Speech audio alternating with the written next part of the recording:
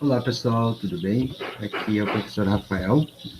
Eu dou aula de biologia, né, para as turmas ali 111 e 161. Esse semestre eu estou começando uma parceria com a professora Cíntia, das turmas 101, 102, 113 e 104. A gente vai estar trabalhando em conjunto com vocês, produzindo material de apoio, né? E eu gostaria, então, de fazer uma revisão geral do nosso primeiro semestre, dos conteúdos do primeiro semestre, de acordo com uma avaliação que eu fiz lá a última avaliação do primeiro semestre com as turmas que são minhas, que é sobre a origem da vida, ecologia, biogeografia e sustentabilidade. Essas imagens que eu coloquei aqui para vocês são imagens propositais, tá? Esse daqui é o deus Pan, essa daqui é a deusa Gaia, né? O deus Pan seria um guardião das florestas aí, a deusa Gaia seria a mãe da natureza, ou a própria expressão do planeta Terra. Inclusive, temos a hipótese de Gaia, do James Lovelock e Lins Margolins, né, que ela vem exatamente desse nome grego aí. E temos aqui o Curupira, né, que seria o guardião das florestas brasileiras, e a deusa Nut, que seria a expressão da noite, que é uma deusa egípcia.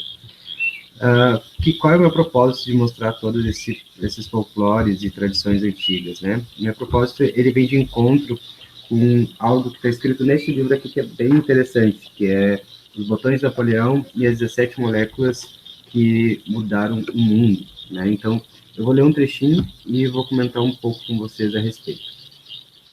Na Europa medieval, aquelas mesmas mulheres que foram perseguidas mantinham vivo o importante conhecimento das plantas medicinais, como fizeram os povos nativos de outras partes do mundo. Sem essas tradições ligadas às ervas, talvez nunca tivéssemos produzido o arsenal de fármacos que temos atualmente. Mas hoje, se não executamos mais os que apreciam remédios potentes feitos com o mundo dos vegetais, estamos eliminando as próprias plantas. A contínua perda das florestas pluviais tropicais do mundo, hoje estimada em quase 2 milhões de hectares a cada ano, pode nos privar da descoberta de outros alcaloides que poderiam ser ainda mais eficazes no tratamento de uma variedade de infecções e doenças. Talvez nunca venhamos a descobrir que há moléculas com propriedades antitumor, ativas contra o HIV, ou que poderiam ser remédios milagrosos para a esquizofrenia, os males de Alzheimer e Parkinson, nas plantas tropicais, que a cada dia mais se aproximam da extinção. De um ponto de vista molecular, o folclore do passado pode ser uma chave para a nossa sobrevivência no futuro. Eu acredito que em tempos de pandemia, como esse que nós estamos vivenciando, né, tanto de pandemia de Covid-19 ou como outras doenças que podem vir a surgir, esse aspecto ele é bem pertinente a gente colocar, porque a biodiversidade ela não é quantificada só a nível de espécie, ela é quantificada a nível molecular também. E existem substâncias bioativas produzidas tanto por vegetais quanto animais, que a cada vez mais que a gente vai desmatando e degradando o habitat ou o meio ambiente, a gente vai perdendo a oportunidade de resgatar esse conhecimento de povos tradicionais. E esse conhecimento, ele é de suma importância para a fabricação de antídotos, como soros, antibióticos, vacinas, né?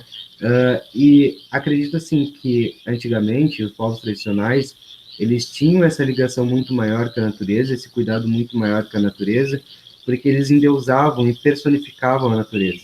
Então, eu até gravei no vídeo para vocês de práticas laboratoriais, que existem várias estruturas de pensamento, e dentro dessas estruturas de pensamento, tanto a mitologia quanto a pseudociência, por mais que o método científico não valide essa estrutura de pensamento como verdade, elas são importantes justamente para a gente criar esse vínculo que eu chamo de biofilia, né, que seria o amor à vida ou o amor à natureza, justamente para a gente aprender a cuidar mais do nosso planeta e fazer o que se deve, né, para preservar para as futuras gerações.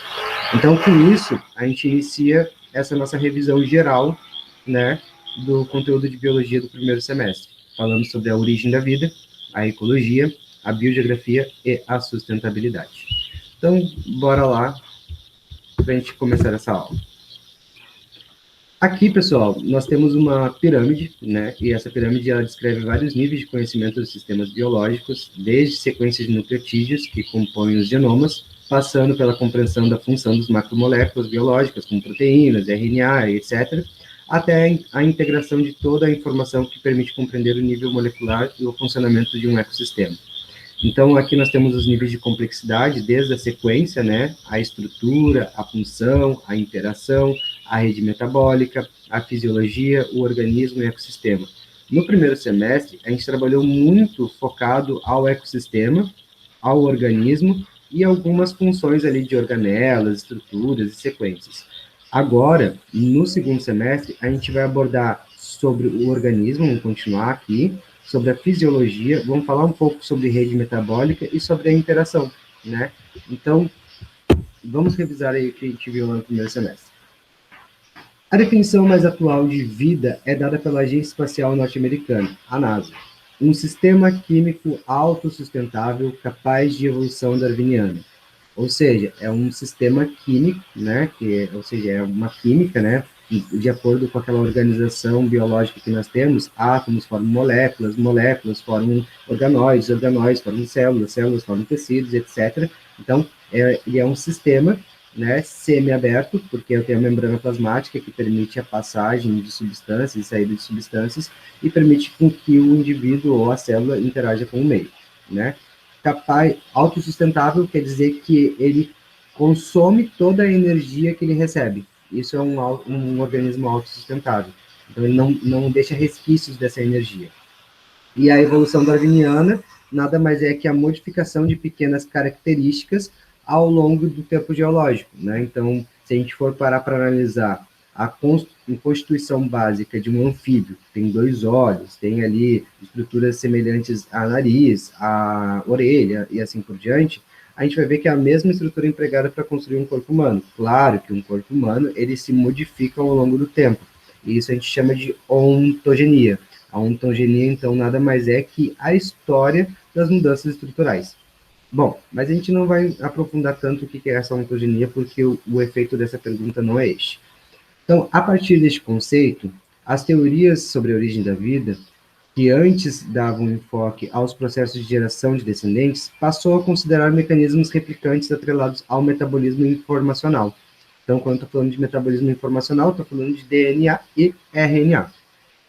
Desde a década de 80, iniciou-se uma busca incessante pelo primeiro replicante informacional. Em 1986, o cientista Walter Gilbert, da Universidade de Harvard, sugeriu que a vida começou no mundo RNA. Segundo ele, o primeiro estágio da evolução consistia de moléculas de RNA, realizando as atividades catalíticas necessárias para se organizarem em uma sopa de nucleotídeo. No entanto, nos 30 anos após Gilbert ter proposto sua teoria, ainda não há provas irrefutáveis de que o RNA consiga fazer tudo o que a teoria demanda dele. Uma dúvida que se destaca é que se a vida começou com uma unidade de RNA, o RNA deveria ser capaz de fazer cópias dele mesmo. Mas nenhuma forma de RNA consegue se autorreplicar. Nem o DNA consegue fazer isso. De alguma maneira, o calor nas tempestades, no calor e nas tempestades do início da Terra, alguns materiais devem ter se juntado em células brutas ou em protocélulas.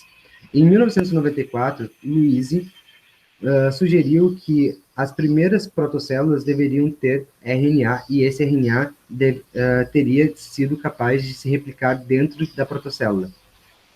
Jack Szostak, cientista da Escola de Medicina de Harvard, que pesquisa o RNA, apoiou a ideia de Louise. Em 2001, os dois argumentaram em um artigo na revista Nature que seria possível fazer células vivas do zero ao hospedar RNAs replicantes dentro de uma bolha oleosa.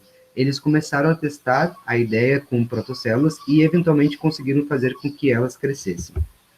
Então, aqui nós temos o dogma central da biologia molecular, que seria o DNA, né, sendo autorreplicado ali pelo RNA para produzir as proteínas, né? Então, aqui nós temos a primeira molécula informacional, que seria o RNA informacional replicante e catalítico, depois a formação das protocélulas, a síntese de proteínas RNA dependente, a evolução do RNA, a nova molécula informacional. Então, aqui nós temos uma evidência a favor do mundo do RNA, né? Então, aminoácidos, depois as ribozimas. As ribozimas seriam um RNA catalítico, ou seja, um RNA que faz reações químicas para pegar e construir cadeias de aminoácidos e formando ribozimas, que seria uma mistura aí, né, de tanto do RNA com alguns aspectos proteicos, né, para pegar e formar essas primeiras moléculas informacionais. Então, aqui nós temos que o DNA, ele contém instruções, o RNA, ele descreve essas instruções, e as proteínas são feitas a partir dessas instruções. Então, nem diria um cientista da computação, que agora não vou lembrar o nome dele, Darwin, não descobriu como Darwin não descobriu como as espécies evoluem, ele descobriu o algoritmo da evolução das espécies.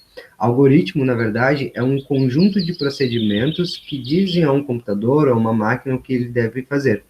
Então, quando a gente pega e analisa sobre esse prisma, né, e a gente analisa os seres vivos como um sistema, como vocês viram lá na aula de práticas laboratoriais, nós temos dois tipos de sistemas: o sistema autopoético, que seria as células, e os sistemas alopoéticos, que seriam as máquinas. Se a gente analisar os seres vivos como se fossem sistemas, ou como se fossem máquinas, ou equiparar eles a máquinas, a gente pode perceber que, na verdade, o código genético, ele é uma instrução de como construir proteínas, e as proteínas, elas são a base para construir um corpo biológico. Bom, daí a pergunta é, com base no texto e nas imagens abaixo, no caso que não seria abaixo, seria, né, ali dos slides anteriores, qual das teorias da origem da vida sustenta a hipótese do mundo de RNA? Então, a nossa resposta correta é a teoria da evolução química, né, porque ela proporcionou conhecimento sobre o mecanismo de construção de macromoléculas através de unidades monoméricas. Então, nós vamos investigar aqui mais a fundo o que é cada uma. Nós temos o criacionismo, que é aquela teoria em que uma divindade, ou seja, Deus, criou todas as coisas, e ela está muito atrelada à teoria à hipótese do fixismo, que as espécies são assim e elas nunca não são mutáveis. Depois nós temos a teoria da abiogênese, que também está apoiada pelo fixismo, que as espécies simplesmente brotam do nada através de um mecanismo ou algo, né, que faz com que elas brotem assim do nada, né? Então, um grande experimento que está atrelado à biogênese é aquela de deixar a roupa suja num cantinho por algumas semanas e do nada surge ratos, né? Hoje em dia a gente já sabe que não é do nada, os ratos se atraem pela sujeira, e daí com isso eles vão pegar e se alimentar daqueles detritos que estão ali, e daí com isso eles aparecem. A biogênese, ela estipula que a vida só pode surgir de outra pré-existente, que é a base da teoria celular, né? Então, a célula só pode existir através de outra pré-existente. E quem confirmou isso foi Louis Pasteur, através dos seus experimentos lá com aquelas vidraças pescoço de cisne. E depois nós temos a teoria da evolução química, que ela é elaborada por Oparin Haldane e confirmada em 1953 por Stan Miller, né? Então, o Oparin e Haldane, eles acreditavam que as condições da atmosfera primitiva, né, fizeram com que surgissem unidades monoméricas. Essas unidades monoméricas, através dessas condições climáticas extremas, né, geológicas, alta atividade geológica, fez com que essas unidades monoméricas se juntassem, né, e formassem macromoléculas. Essas macromoléculas, por sua vez, começaram a se juntar e formaram complexos supramoleculares. Esses complexos supramoleculares pegaram e deram origem às primeiras organelas, ou protocélulas, e essas protocélulas deram origem, então, às nossas células atuais, tanto as células procariontes, depois as células eucariontes. Bom, exemplo básico, unidades monoméricas seriam os aminoácidos, daí aminoácidos formando proteínas, que seriam as macromoléculas, as proteínas formando ribossomos, que seriam complexos supramoleculares, e depois os ribossomos ali se acoplando, né, ou formando aí retículo endoplasmático rugoso, que seria uma organela. Já a panspermia cósmica, ela nasceu com a ideia de que existe vida por toda a Terra, né, por toda a Terra não, por todo o universo observável, e o nosso sistema solar está cheio de vida, só que a gente ainda não tem tecnologia suficiente para perceber esse tipo de vida. Só que daí a gente já percebeu, né, que na verdade não é bem assim que a coisa funciona, porque a gente precisa ter uma zona habitável para ter vida e uma série de características bem específicas para existir a vida. Tanto é que dentro da ciência da natureza, a biologia, ela é a única da ciência da natureza que ainda não se aplica fora da Terra, ainda, até porque o conhecimento científico, ele é mutável, né? ele muda de acordo com as características tecnológicas de cada época. Então, a gente não pode pegar e colocar isso como uma regra geral. Mas até onde a gente sabe, da teoria da panspermia cósmica mais refinada que temos hoje, é que as caudas de cometas, elas carregam cianeto, e o cianeto é uma estrutura, né, que ela tem carbono e nitrogênio, e o carbono e o nitrogênio são dois elementos químicos de base para formar macromoléculas elencadas aos seres vivos da Terra. Então, pode ser que tudo tenha dado início aí nessas caudas de cometas. Né? Tem até o Carl Sagan, que ele gosta até de falar que os cometas, na verdade, são espermatozoides extraterrestres. Bom, é isso aí, galera. Vamos para a segunda questão. A segunda questão, ela fala, então, sobre a origem da nutrição dos seres vivos. Segundo Stephen Hawking, né, que é um físico teórico, já falecido, infelizmente, né, ele trabalhou muito com buracos negros, mas ele era um grande cientista, e ele, no seu último livro, Breves Respostas para Grandes Perguntas, lançado em 2018, que foi o último livro que foi lançado por ele, né, ele até conjecturou uma coisa, que o ser vivo, ele possui duas características fundamentais, né, ele possui um conjunto de, na verdade, ele sobrevive e se reproduz, né, essas são as duas funções do ser vivo, sobrevivência e reprodução. Daí, a sobrevivência, ela está atrelada à nutrição, àquilo que a gente come, e a reprodução está atrelada à permanência dos nossos genes, ou seja, passar os nossos genes de forma transgeracional, fazer a permanência da espécie, né? Então, dentro disso, a gente tem ali a nutrição, ou metabolismo, como uma parte básica para a gente entender a origem da vida. Daí, então, aqui nós temos duas hipóteses. Quando a gente fala de hipótese, a gente tá falando do nível mais baixo de confiabilidade científica, porque dentro da confiabilidade científica, nós temos hipótese, depois o achado científico, a teoria e a lei, nessa ordem de confiabilidade. Então, a hipótese, ela é a mais baixa de todas, tá? Então, a gente não tem uma confirmação tão clara ainda, mas a gente tem a mais aceita e a menos aceita.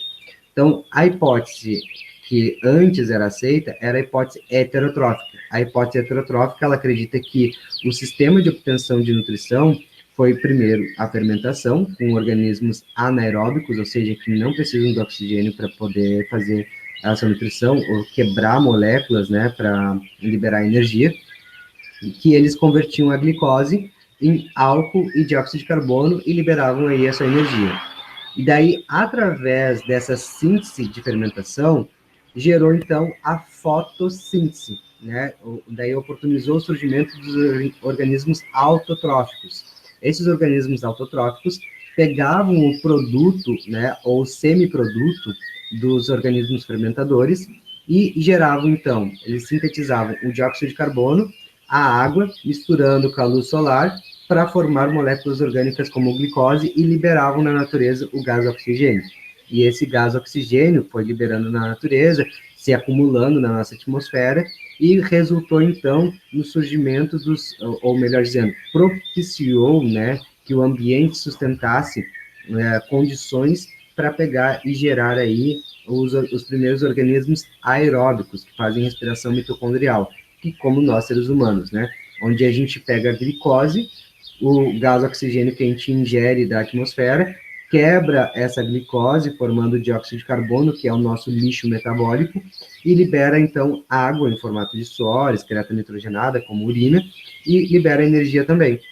Então, a gente faz uma troca com os organismos produtores, nós sendo consumidores, e gerando um equilíbrio entre o oxigênio e o dióxido de carbono, né, através da nossa respiração ou da transpiração das plantas e fotossíntese, certo?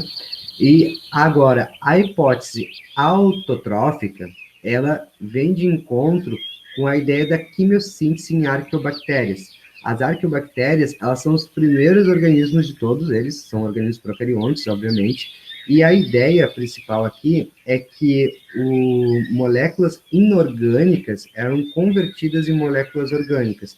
É como se eu pegasse e retirasse pequenos fragmentos de uma rocha, certo? E fazesse com que esse pequeno fragmento de rocha, ele fosse convertido em moléculas orgânicas de interesse do ser vivo. Basicamente isso, né? Então, nós temos aqui o sulfeto de ferro, sendo reagido com o sulfeto de hidrogênio, formando o disulfato de ferro e liberando o gás de hidrogênio e energia. Daí, depois disso, é que vem a fermentação anaeróbica, depois temos ali a fotossíntese em sulfobactérias, né? A fotossíntese das sulfobactérias seria uma transição entre a quimiossíntese barra fermentação barra fotossíntese, né? Eu vou colocar, né, nesse aspecto aí. Então, onde a gente tem o dióxido de carbono reagindo com o sulfeto de hidrogênio, daí formando e com a luz solar, né, os fótons solares, daí formando a glicose, o gás oxigênio e a água. Daí, depois, nós temos a fotossíntese das cianobactérias, né, e das algas e das plantas, e depois a respiração aeróbica, como tem nesse quadrinho aqui, certo? Bom, daí só que essa questão nos diz o seguinte: sobre o esquema e as preposições, podemos concluir que, então, aqui nós temos as preposições, cada preposição ela tem um valor numérico, se ela for verdadeira eu somo, se ela for falsa eu não somo, ok? Então, a primeira preposição ela me diz o seguinte: as primeiras formas de obtenção de energia dos sistemas químicos autossustentáveis desenvolveu-se a partir de mecanismos alelobióticos. Olha só que legal. A gente precisa agora entender o que é a alelobiose e ecobiose para pegar e resolver essa situação. Então, nós temos a ecobiose, que é a interação entre os componentes bióticos e abióticos do meio, ou da biosfera, ou do ecossistema, e a alelobiose, que é a interação entre os componentes bióticos. Como a teoria mais aceita é a quimiossíntese, e a quimiossíntese ela admite que as substâncias inorgânicas se converteram ou foram convertidas em moléculas orgânicas, essa afirmativa ela é incorreta, certo? Preposição 4.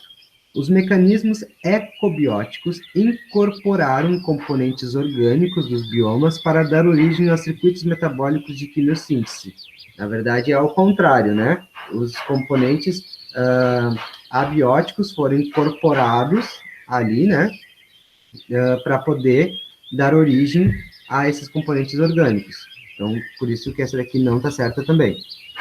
Depois nós temos aqui a preposição 8, a ecobiose entre o circuito metabólico da matéria inorgânica e os componentes abióticos do meio deram origem aos processos de fermentação heterotrófica, cuja desencadeou condições para a evolução de outros mecanismos de bioenergia, tais como fotossíntese e respiração aeróbica.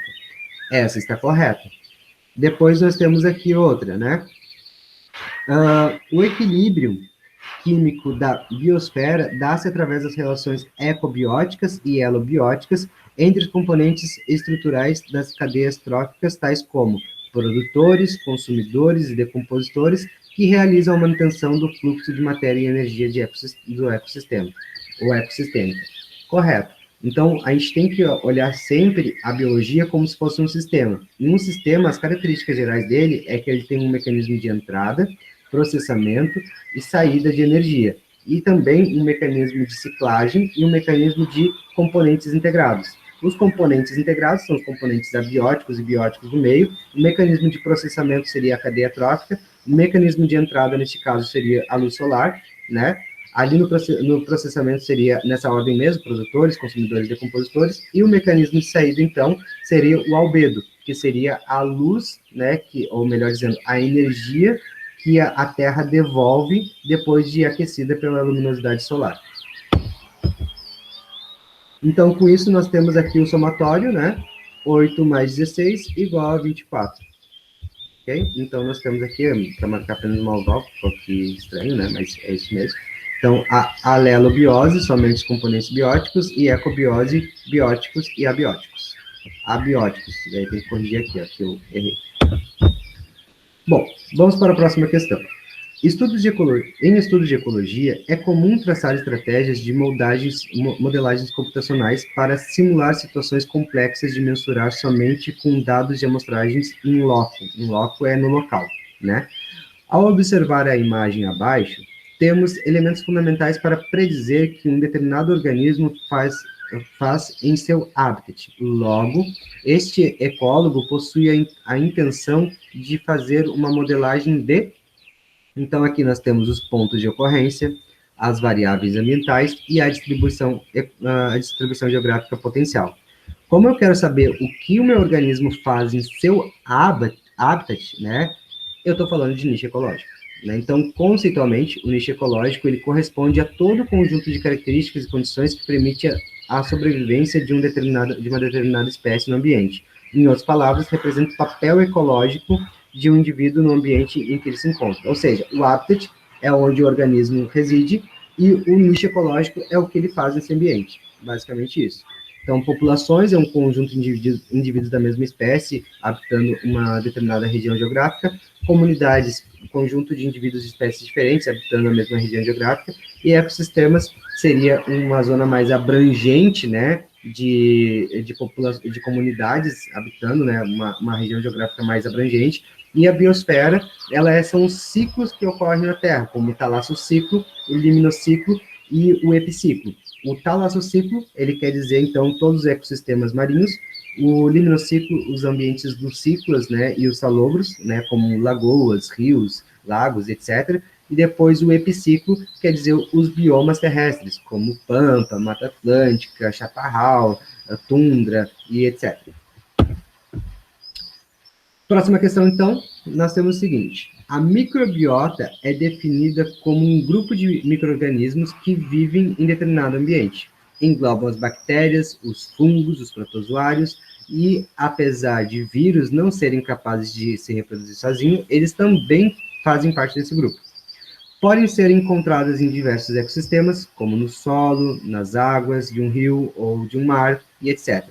Como também é usado para se referir ao conjunto de micro-organismos que estão no corpo de animais e plantas, como, por exemplo, a microbiota intestinal, a microbiota bucal e etc. Micro-organismos foram os primeiros seres vivos deste planeta, surgindo há mais de 3,5 bilhões de anos atrás. Esses são os seres resistentes com a capacidade de ocuparem os lugares mais inóspitos da Terra, desde desertos, as regiões polares, subsolos, fontes termais e etc. Isso porque são um grupo muito diverso, de tal importância para a manutenção da vida do planeta. Eles participam de processos muito importantes, como a decomposição, ciclagem de nutrientes, participação dos ciclos biogeoquímicos, né?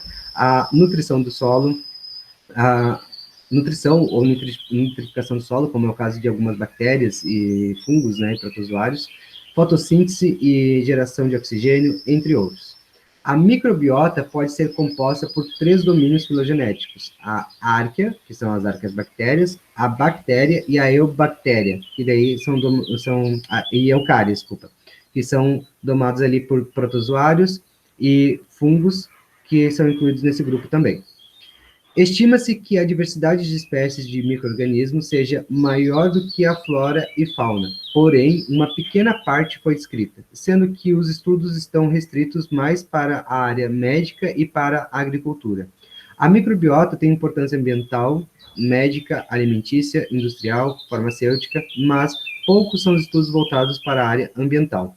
Talvez seja pela dificuldade de enquadrar as pesquisas em métodos tradicionais de laboratório, de isolamento e cultivo, uma vez que há dificuldade de imitar as condições naturais em que ela se encontra. Com base no texto, marque a relação alelobiótica que não se enquadra com a informação apresentada. Então, aqui nós temos, né, o inquilinismo, o comensalismo, o protocooperação, o canibalismo e a colônia. Basicamente, o texto trata somente somente sobre alelobioses harmônicas, sendo a única opção desarmônica o canibalismo. Então, nós temos aqui que o inquilinismo é quando um ser vivo habita o interior de outro sem se nutrir às custas do hospedeiro. O comensalismo, espécies diferentes coabitam o mesmo espaço geográfico com diferentes interesses, como é o caso aqui dos peixinhos e tubarão. Aqui o inquilinismo, eu tenho aqui um peixe palhaço habitando um recife de coral. E depois a protocooperação, né, quando nós temos ali, a protocooperação é o local onde duas espécies interagem entre si de forma benéfica. Eles não precisam interagir uns com os outros, eles interagem puramente pelo ganho que recebem ao fazer isso. Depois, o canibalismo, que é uma relação desarmônica, né? A relação ecológica onde certas espécies de animais se alimentam de indivíduos da mesma espécie. Daí, a colônia, né? Nós temos ali que indivíduos da mesma espécie são ligados anatomicamente, cooperando entre si, sendo que cada um desses indivíduos é fundamental para a sobrevivência de todos. Então, nós temos aqui o exemplo de corais. Aqui são amêndoas, na verdade. Então, aqui nós temos o pássaro limpando os dentes do crocodilo, né? Aqui nós temos um exemplo de canibalismo dos louva-a-Deus. Bom, próxima questão. A definição geral de sistema admite mecanismos de entrada, processamento e saída de energia, cujo comporta componentes que interagem de forma integrada. Quando eu estou falando de forma integrada, é que eles estão agindo ali, cada um é um, mas que nem agora, né? O novo currículo, os componentes curriculares, eles estão integrados, né? Então, a biologia, ela tem uma visão, a química tem uma visão, a física tem uma visão, mas talvez a gente esteja falando sobre o mesmo assunto, só que com visões diferentes, com pontos de vista diferentes, e tá tudo certo. Então, isso é uma maneira integrada, certo? Então, voltando aqui. No fluxograma abaixo, no caso, que está acima aqui, né, na imagem, no fluxograma abaixo, sobre o fluxograma de energia ecossistêmica da biosfera, está faltando duas fontes de influência energética além dos fótons solares. Então, aqui nós temos o Sol, né, fazendo a emissão de energia, os produtores recebendo essa energia. Daí, como estimulação mecânica, nós temos a água, a atmosfera e o substrato. O substrato seria a matéria, né? E aqui a energia. Os herbívoros como consumidores primários, carnívoros como os consumidores secundários. Daí, depois, os detritos, formando os nutrientes, né? Com decompositores e tal, para a gente pegar e fazer, então, essa ciclagem de energia. Só que, como eu estou falando de ecossistema, eu estou falando de um sistema como um todo, eu não posso pegar e olhar só para a questão nutricional, eu tenho que olhar para a questão climática também. E quando eu estou falando da questão climática também, eu estou falando também da gravitação lunar, que ela influencia na dinâmica de marés, e também no calor geotérmico, que influencia, então, nas correntes atmosféricas, tanto de corrente de massa de ar quente, quanto de massa de ar fria. Então, aqui, né, a gravitação lunar e o calor geotérmico, que é o calor do interior da Terra, influenciam na dinâmica das marés e correntes atmosféricas, afetando a relação ecobiótica e dos ecossistemas. Associe os ciclos biogeoquímicos aos serviços ecossistêmicos e marque a alternativa que apresenta a sequência correta. Então, nós temos aqui o ciclo da água, o ciclo do carbono, o ciclo do oxigênio, o ciclo do nitrogênio, na coluna 1. Na coluna 2, nós temos a proteção contra a radiação ultravioleta. Deixa eu ver aqui se eu tenho... não tem uma caneta. Tá, vamos lá. Aqui, proteção contra a radiação ultravioleta, né? Então, nós temos ali o oxigênio, que seria o nosso número 3.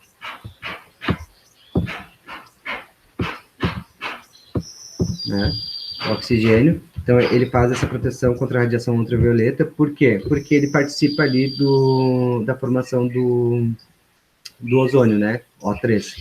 Depois o carbono, onde está ele, ciclagem de nutrientes, recreação e ecoturismo, valores estéticos, espirituais e combustíveis. O carbono está atrelado aos combustíveis, então vou colocar aqui, ó, número 2.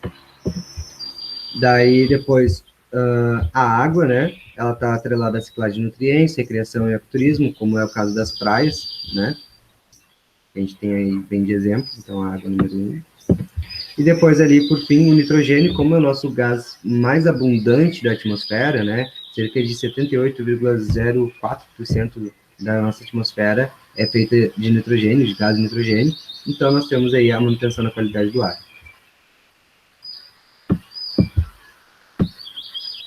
Então, 3, 1, 2, 4. 3, 1, 2, 4. Bom, então aqui, né, a água faz ciclagem de nutrientes, ecoturismo como praias e lagos, o oxigênio participa da formação da camada de ozônio, que protege a Terra contra a radiação ultravioleta nociva para a vida multicelular complexa, como a gente. Depois, o ciclo do carbono, as florestas são grandes estoques de carbono e possuem valores culturais e espirituais. Além disso, são derivados do carbono derivados do carbono são utilizados para combustíveis automotivos, E depois o ciclo do nitrogênio, né? O nitrogênio é o elemento químico mais abundante da atmosfera terrestre e participa da formação da formação e base nitrogenada das moléculas hereditárias como DNA e RNA. Bom, próximo então, ele fala sobre desequilíbrio ambiental. Então, esse desequilíbrio ambiental aqui é mais uma questão conceitual, né? Então, nós temos a eutrofização, a magnificação trófica, a maré negra e a chuva ácida. Então, vamos lá, vamos começar de baixo para cima. Primeiro, a chuva ácida. Forma de precipitação atmosférica cuja acidez seja substancialmente maior do que resultante do ácido carbônico, do dióxido de carbono atmosférico dissolvido na água precipitada. Então, aqui nós temos maré negra, vamos ver onde ela está. Um fenômeno que ocorre quando o acúmulo progressivo, não, esse daqui é o acúmulo progressivo maior substância tóxica de um nível trófico para outro ao longo de uma cadeia alimentar causada para a redução da biomassa. Deste modo, consumidores apresentam maior concentração dos produtos tóxicos que os produtores. Isso, na verdade, aqui é a nossa magnificação trófica, tá?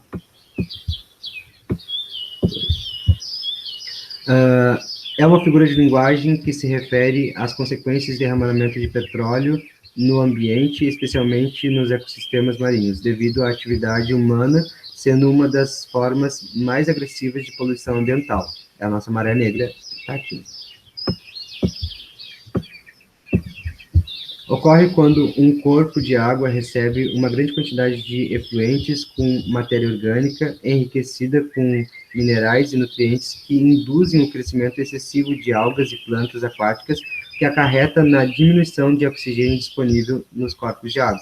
Então, isso daqui é a nossa eutrofização. E por fim, então, né, nós temos ali, o processo de mudança da temperatura média global, atmosfera e dos oceanos. O acúmulo de altas concentrações de gases de efeito estufa na atmosfera bloqueia o calor emitido pelo Sol e prende na superfície da Terra, aumentando a temperatura média da Terra. Então, nós temos aqui que é o aquecimento global, que é o que a gente está sentindo os efeitos agora, com essas altas temperaturas, né, grande frio e tal. Então, a sequência é 3, 1, 4, 2, 5. 3, 1, 4, 2, 5. Bom, aqui para a gente ir para a próxima questão, a gente precisa revisar algumas coisas aí de geografia, porque a gente vai falar de biogeografia agora, tá? Então, aqui nós temos os meridianos e paralelos, né? Então, os meridianos, né, estão atrelados aí à nossa longitude, certo? E os nossos paralelos estão atrelados à nossa latitude.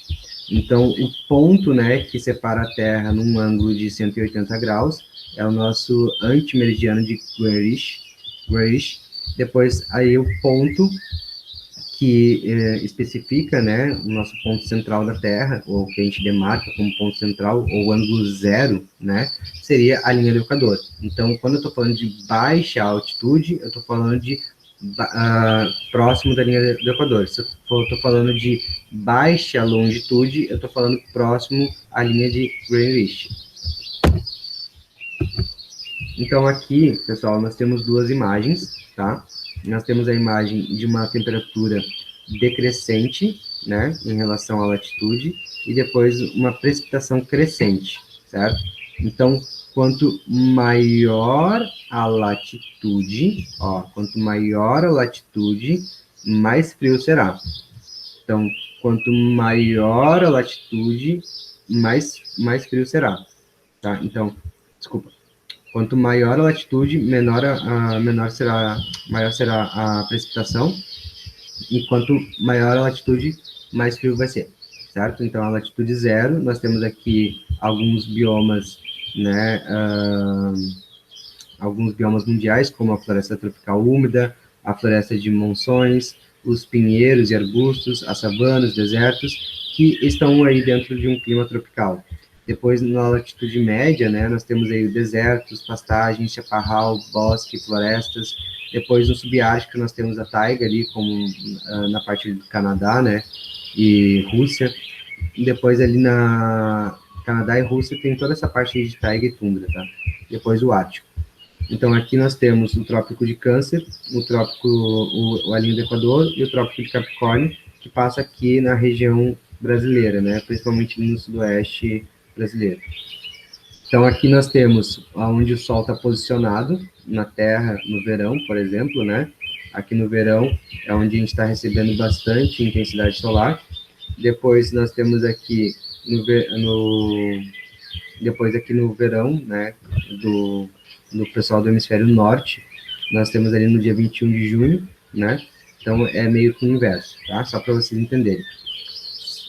Como a gente fala de luminosidade solar e a biosfera, ela é todo um conjunto de sistema, tá? A gente precisa entender que quanto maior a intensidade de luz que a Terra recebe, automaticamente será maior a oferta, né, de luz para os organismos produtores. E organismos produtores, nossos maiores representantes aí são as algas diatomáceas, que são os maiores produtores de oxigênio do planeta, e também as florestas, as nossas plantas. Então, quanto maior a incidência de luz solar, maior a probabilidade de haver diversificação vegetal. Então, com isso, nós temos regiões de grandes ecossistemas vegetais e, automaticamente, esses ecossistemas vegetais fornecem hábitats para ecossistemas animais também, certo? Ou para sistemas animais, nas comunidades animais.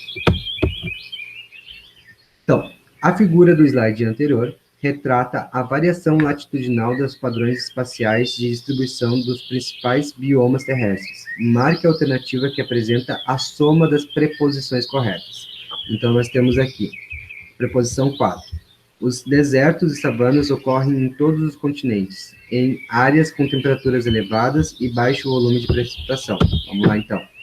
Deserto eu tenho aqui e aqui. Aqui eu tenho uma alta precipitação, certo? E aqui eu tenho uma temperatura, né, mais elevada, só que ele não ocorre em todas as regiões. 8. Quanto maior a latitude, maior a diversidade biológica. Quanto menor a latitude, maior a diversidade biológica. Então, quanto menor a latitude, porque daí eu tenho maior, ó, lembrando que a latitude, ó, vamos lembrar aqui, a latitude aqui na linha do Equador, certo? Então, quanto menor a latitude, eu estou pegando mais intensidade solar.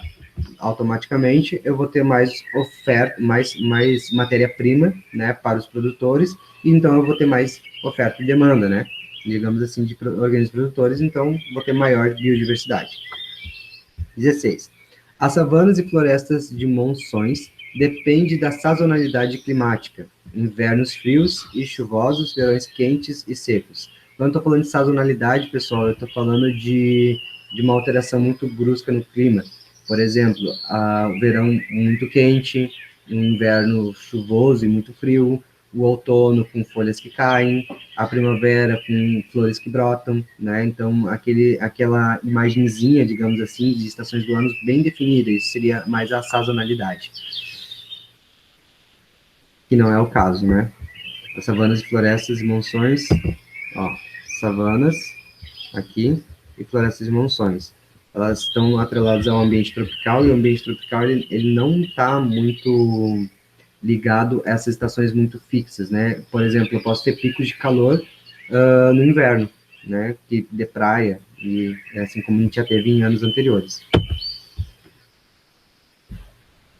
Depois, nós temos ali a preposição 32. As florestas têm um aumento na diversidade de suas espécies à medida que a precipitação aumenta e as temperaturas apresentam um declínio, né? Então, a precipitação, ela nada mais é que a transpiração das plantas. Então, nós, seres humanos, por exemplo, a gente transpira quando está calor, né? Então, se a temperatura aumenta, a gente vai transpirar mais.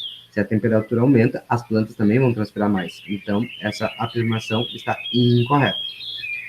Depois, nós temos a 64. A taiga apresenta espécies arbóreas de maior porte em razão da umidade proveniente das baixas pressões de médias latitudes do hemisfério norte. Então, vamos lá na taiga. Ó, a taiga está aqui.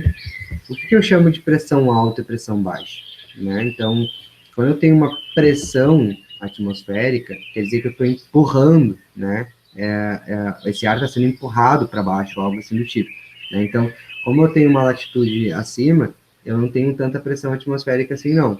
Então, por isso que elas conseguem crescer mais. Então, a taiga, ela apresenta, sim, espécies arbóreas de maior porte em razão da umidade que tem lá, né? E proveniente das baixas pressões de médias latitudes do hemisfério norte. Então, a conta aí seria 8 mais 64, que dá 72. Isso é tudo, pessoal, né? Então, destaquei para vocês que o conhecimento é poder, né? Basta saber utilizar ele com sabedoria.